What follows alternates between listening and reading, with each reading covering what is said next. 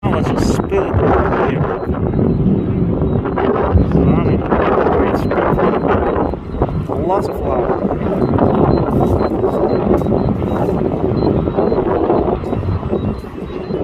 I'm pretty high on the hill, I'm safe. We have those breakouts just once in a while.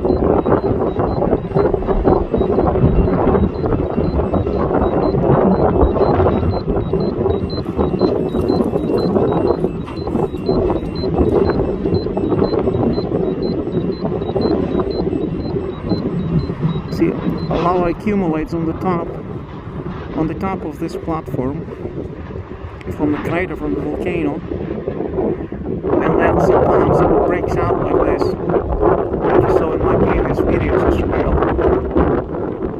You see it?